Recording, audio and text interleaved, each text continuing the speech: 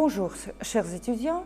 Nous continuons à étudier la psychologie et aujourd'hui, nous envisageons les courants psychologiques, c'est-à-dire les écoles psychologiques qui sont apparues en Europe occidentale et aux États-Unis au début et au milieu du XXe siècle. Vous voyez sur la diapositive la liste d'écoles psychologiques.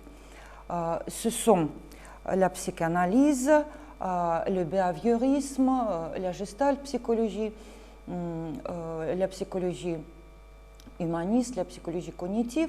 Et notre tâche d'aujourd'hui, parler de toutes ces écoles psychologiques occidentales qui sont apparues, je répète encore une fois, au XXe siècle, au milieu et au début du XXe siècle. Au commencement de sa carrière, Freud a collaboré étroitement avec de nombreux scientifiques éminents, tels que le professeur de physiologie Ernst Brück, le psychothérapeute Joseph Breuer, fondateur de la théorie de la nature psychogène de l'hystérie, Jean-Marc Charcot. Selon Freud lui-même, la base originale de sa méthode psychanalytique est née précisément au moment de la coopération avec ces personnes historiques. Au cours de ses activités scientifiques, Freud a fait la conclusion que certaines manifestations cliniques de l'hystérie ne peuvent être interprétées du point de vue de la physiologie. Selon le scientifique, une seule partie des processus mentaux est une manifestation des réactions du système nerveux central. Sigmund Freud a prouvé que le comportement humain pouvait dépendre de facteurs externes et de motifs secrets de conscience. Freud a introduit des concepts tels que l'inconscient, le préconscient et la conscience ou le conscient, chacun ayant sa fonction propre et son type de processus particulier. Les observations de cet éminent scientifique ont permis de créer une théorie psychanalytique. En effet, la psychanalyse de Freud peut être considérée comme une analyse du psychisme humain en termes de forces qui la conduisent. Le terme force doit être compris comme des motifs, des conséquences et une influence sur le sort futur de l'expérience de la vie passée. Freud a conclu que le psychisme humain se composait de trois domaines différents. Vous voyez l'iceberg qui représente la structure du psychisme selon Freud. Alors, il a donné trois domaines du psychisme humain: la conscience, l'inconscient et le préconscient.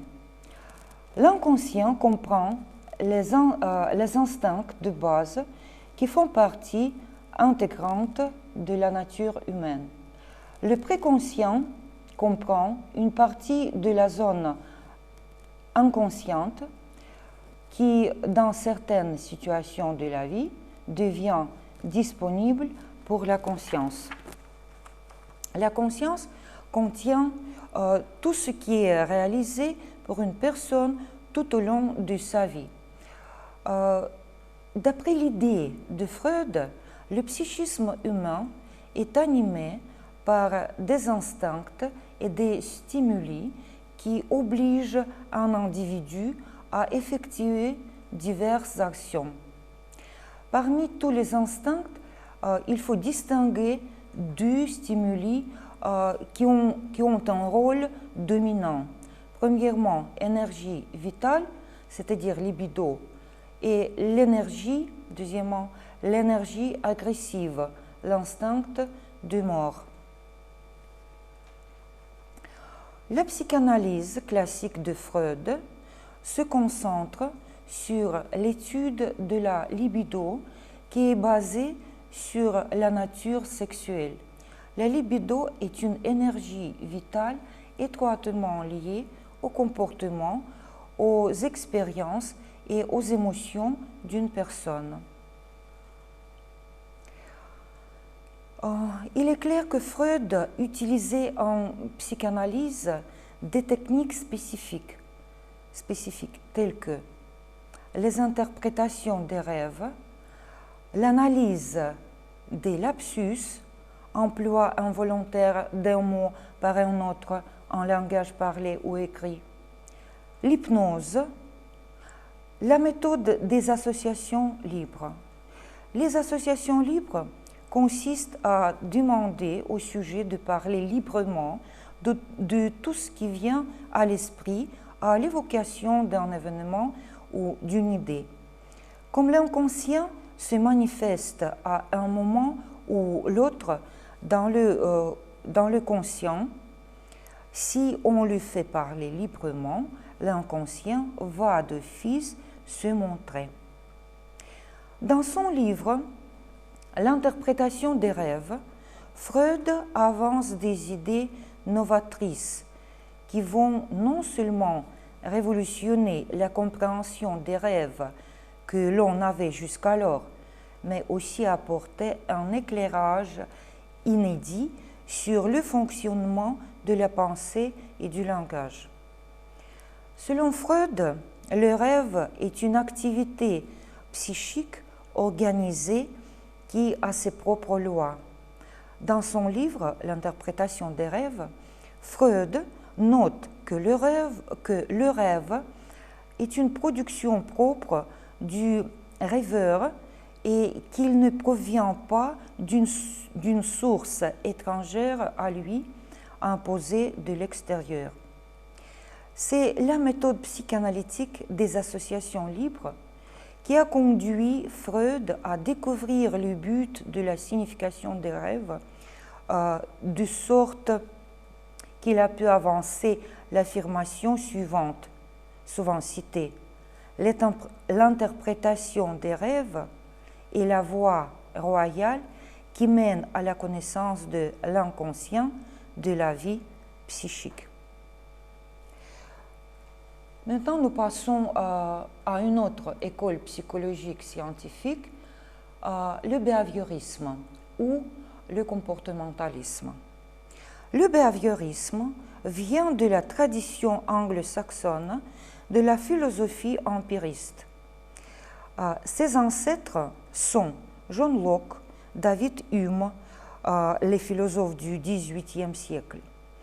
Le behaviorisme se développe aux États-Unis entre le début du XXe siècle et les années 60. Ses principaux représentants sont Pavlov, Watson, Skinner. Voilà la définition du behaviorisme. Le behaviorisme se veut une psychologie scientifique fondée par l'observation et l'expérimentation empirique des phénomènes comportementaux. Il étudie les réactions et les actions observables d'un organisme quelconque, animal ou humain, en réponse à des stimulus observables. Cette psychologie cherche à découvrir les lois qui régissent les comportements des organismes vivants et donc à les prédire et à les contrôler. Elle débouche sur une technologie de contrôle des comportements des organismes. Le fondateur de la théorie du comportementalisme ou du behaviorisme est un grand savant américain, John Brodus Watson. Il a proclamé la nécessité de changer l'objet d'étude traditionnel de la psychologie. L'étude du comportement devait remplacer les phénomènes psychiques. En 1913, Watson, dans son livre, critique la psychologie de la conscience. Selon Watson, la conscience n'a aucun intérêt.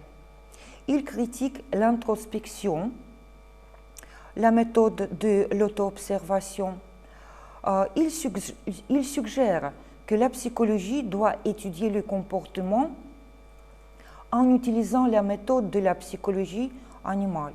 Il propose à étudier le comportement manifeste, c'est-à-dire qu'on doit étudier les réactions objectivement observables que l'individu va exécuter en réponse à des stimuli venant du milieu, c'est-à-dire stimuli extérieurs.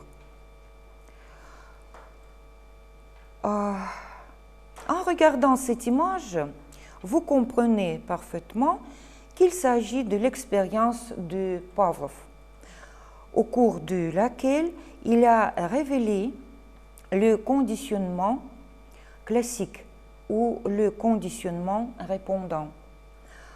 Le processus par lequel un stimulus neutre se transforme en stimulus conditionnel est appelé le conditionnement répondant. Pavlov a consacré toutes ses recherches à l'étude des réflexes conditionnels et il a divisé toute une série de réflexes en deux groupes, les conditionnels et inconditionnels.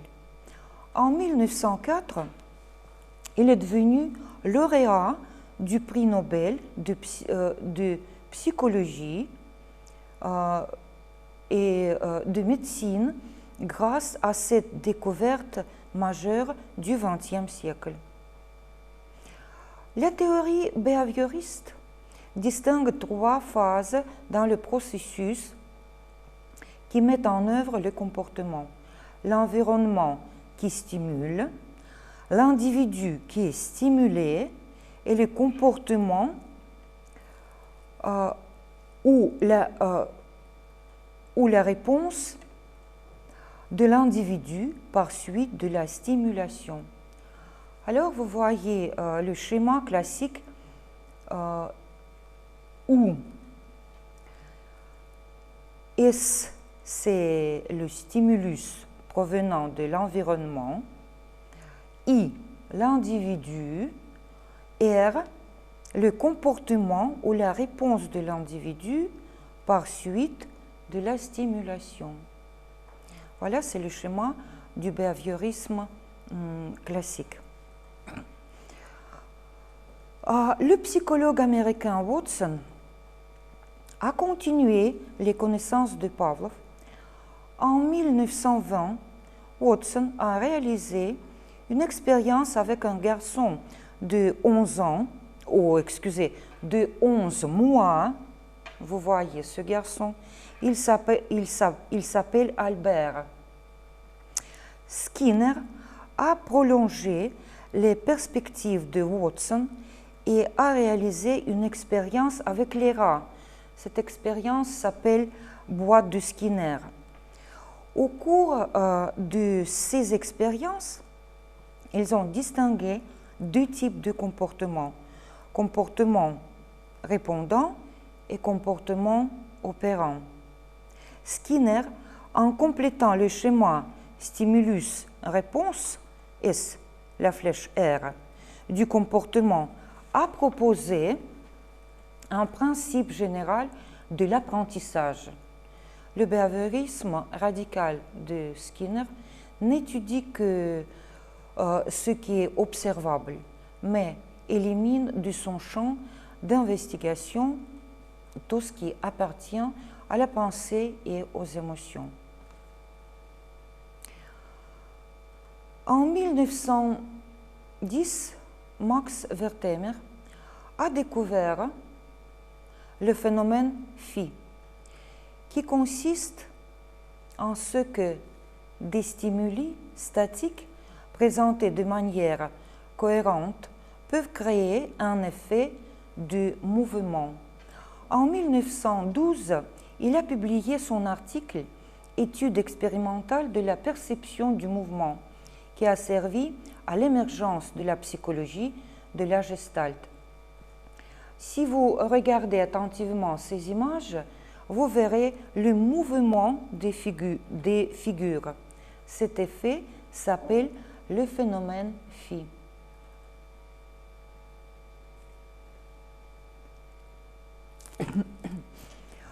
En 1912, en Allemagne, sous la direction de Max Wertheimer, une nouvelle école psychologique a vu le jour, la psychologie gestaltique, du mot allemand Gestalt, qui signifie forme, structure. Il comprenait cette direction, comprenait des psychologues bien connus tels que Wolfgang Köhler et Kurt Kofka.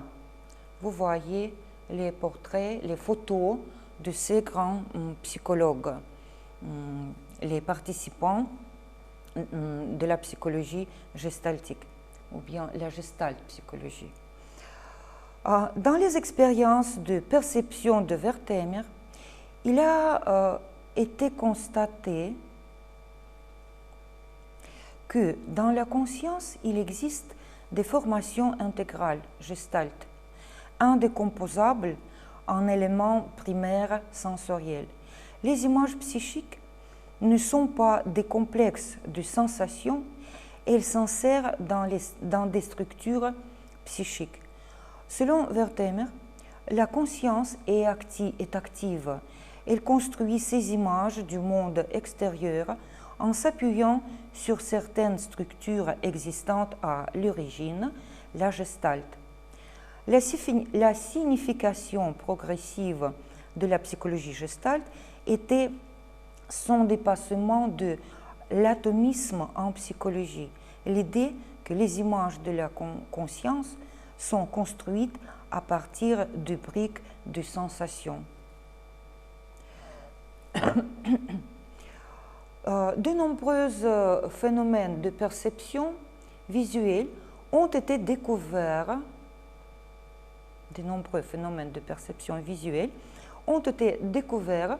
Par des psychologues gestaltistes. Les psychologues de cette école ont proposé plus de 100 lois de la perception, mais les plus essentielles sont suivantes. La première loi, l'interaction d'une figure du fond. Deuxièmement, l'intégrité et la structure de la perception. La troisième loi, les grossesses, c'est-à-dire le désir de percevoir une bonne forme, simple et ordonnée. La loi suivante, la constance de la perception, c'est-à-dire la constance de l'image d'un objet malgré le changement des conditions de sa perception. La loi suivante, le phénomène de proximité, c'est-à-dire la tendance à combler les lacunes entre les éléments adjacents de la figure perçue. La loi de continuité, la loi de similitude et enfin la perception. Les gestaltistes ont également tenté d'expliquer de nombreux phénomènes de la psychologie, de la pensée dans le contexte des lois ci-dessus. Les gestaltistes ont expliqué les formes adaptatives du comportement par le concept universel d'insight. Insight, du mot anglais, et a l'équivalent français comme discrétion, c'est-à-dire une compréhension soudaine des relations pour résoudre les problèmes. Insight. Sur cette diapositive, vous voyez les exemples des phénomènes de perception proposés par les psychologues gestaltistes. Sur la première image, quelqu'un de vous peut voir une jeune belle fille et les autres peuvent voir une vieille dame. Que voyez-vous? Sur la deuxième image, vous voyez un visage d'un jeune homme, ou bien on peut voir un arbre sec. Et sur la troisième image, tout d'abord, il me semble, vous voyez un grand arbre, et après ça, on peut voir deux animaux, un singe et un tigre. Voilà, ce sont les exemples qui témoignent les particularités de notre perception individuelle. La psychologie humaniste. La psychologie humaniste apparaît à partir des années 1940 aux États-Unis, principalement sous l'impulsion d'Abraham Maslow. Ce courant est parfois nommé troisième force, faisant suite aux deux autres grands mouvements que sont la psychanalyse et le comportementalisme. L'approche existentielle humaniste est souvent associée au mouvement du potentiel humain. La psychologie humaniste trouve ses racines étymologiques dans le substantif latin humanitas, qui définit les qualités spécifiques de la nature humaine. Plus précisément, il s'agit d'une conception de l'humain qui se caractérise par le goût de la science, de l'enseignement et de la culture, fondée sur l'esprit critique, la courtoisie et l'élégance morale. L'approche humaniste est un courant, ou la psychologie humaniste, c'est un courant de la psychologie fondé sur une vision positive de l'être humain. C'est également du monde de psychothérapie qui s'appuie sur la tendance innée de la personne à vouloir se réaliser, c'est-à-dire à mobiliser les forces de croissance psychologique et à développer son potentiel. Vous voyez la pyramide de Maslow.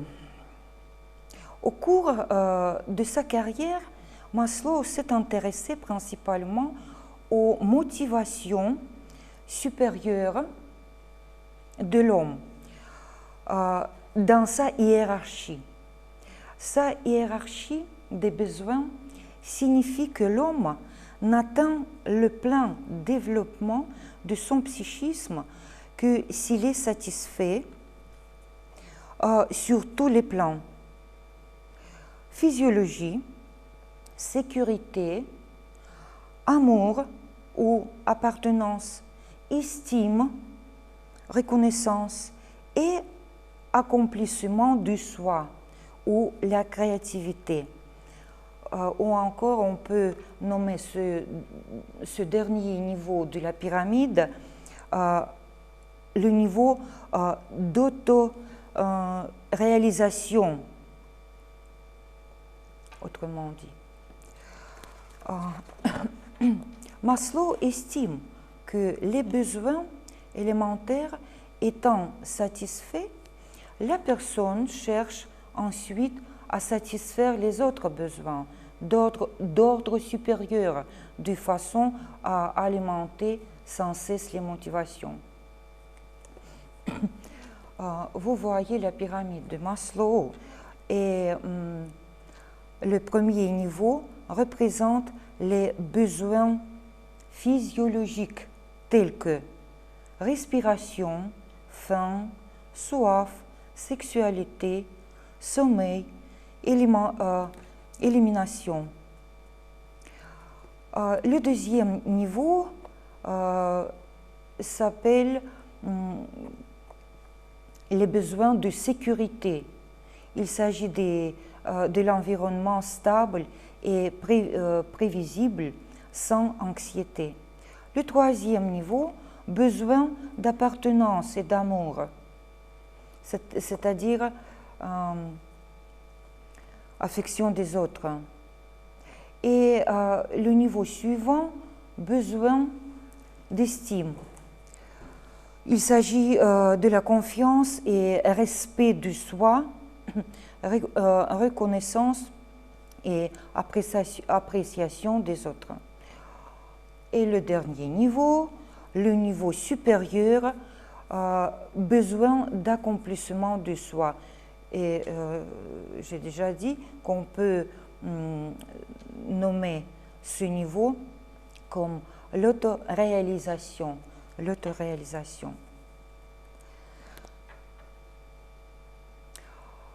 Le courant suivant, c'est la psychologie cognitive.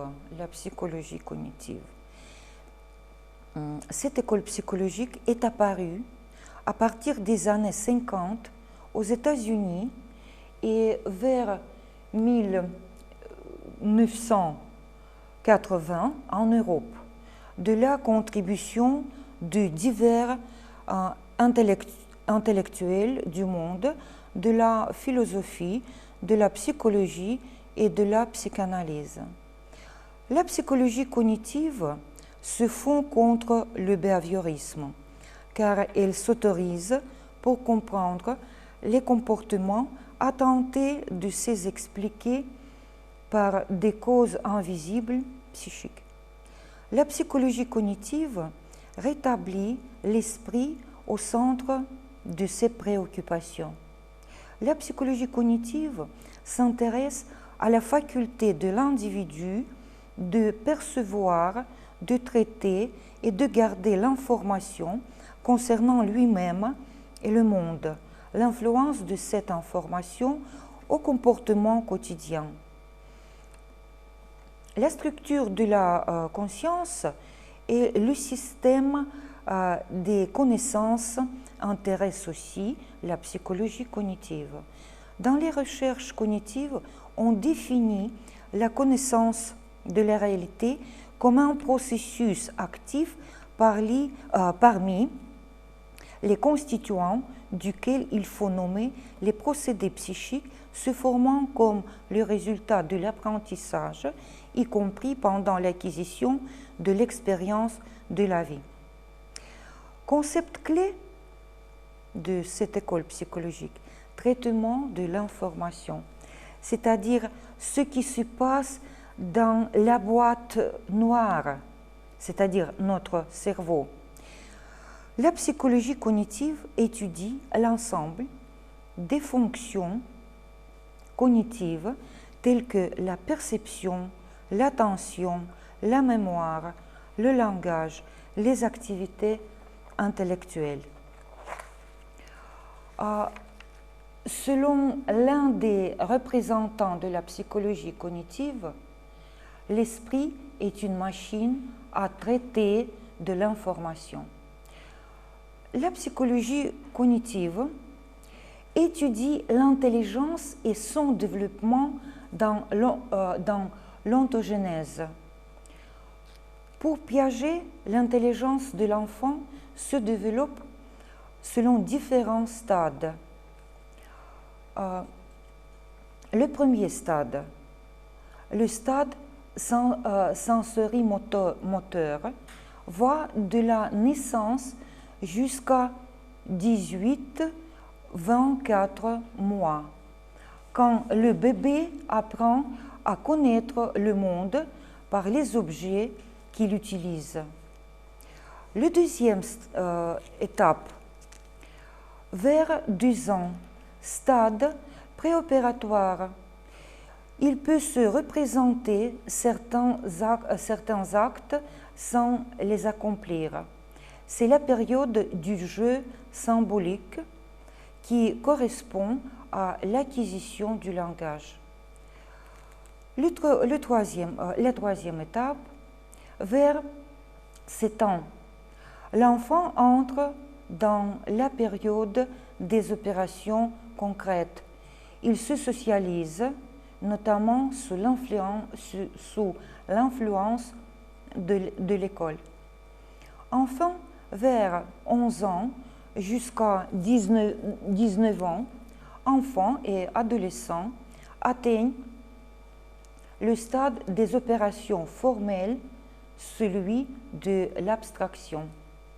Cette conception a des conséquences sur le plan pédagogique. L'enfant ne peut apprendre que s'il est apte à construire les schémas lui permettant d'assimiler les connaissances qu'on veut lui transmettre. L'enseignement doit donc être adapté aux différents stades de développement de l'enfant et différencié puisque ce développement se produit à un rythme et selon une durée variable pour chaque individu. Actuellement, la psychologie cognitive a les applications dans les différents domaines de notre vie, dans les différentes branches de psychologie. La plupart des travaux dérivés de la psychologie cognitive ont été intégrés à diverses disciplines contemporaines telles que la psychopathologie, la psychologie sociale, la psychologie de l'éducation, la psychologie de la personnalité, les études économiques et d'autres. Ainsi, nous avons parlé des écoles psychologiques, scientifiques occidentales. C'est tout. Merci.